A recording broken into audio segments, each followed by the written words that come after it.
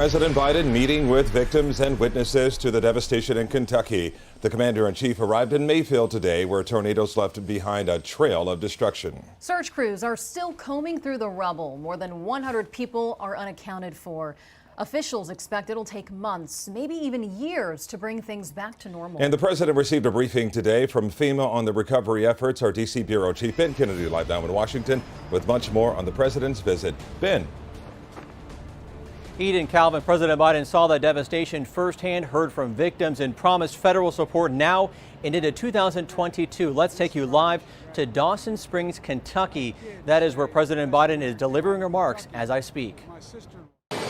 President Biden touched down in Kentucky Wednesday to survey damage from tornadoes that struck the state last week. As you fly over here, as I've done in the past, I've not seen this much damage from a tornado. The commander-in-chief was briefed on the nation's deadliest tornado outbreak in more than a decade. Dozens killed, hundreds hurt across 5 states as he visited neighborhoods and spoke to residents impacted by the storm. It was horrible. The ceilings were down. Lived here all my life.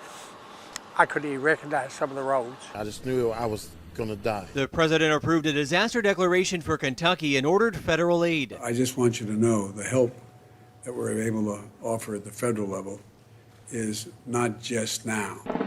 600 members of the National Guard were also deployed in an effort to assist in rescue and recovery. We are right now delivering life-saving and life-sustaining support, search and rescue operations, the delivery of food.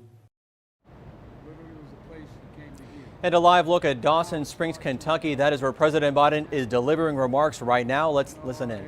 I granted the request for the first emergency declaration and major disaster declaration the moment I received it, because I got to know the governor's father, and I knew nothing would come that wasn't real. I mean it, for real. And yesterday I also approved an emergency declaration for the state of Illinois and Tennessee.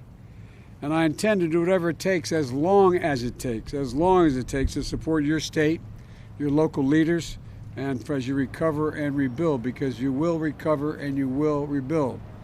You know, the scope and that is scale President of this Biden live in destruction Dawson is Springs, almost Kentucky, as he continues to tour the devastation and meet with the victims. The president said he was impressed by the community, how they came together, and how neighbor helped neighbor during this tragedy. Calvin, Eden. All right, Ben, thank you.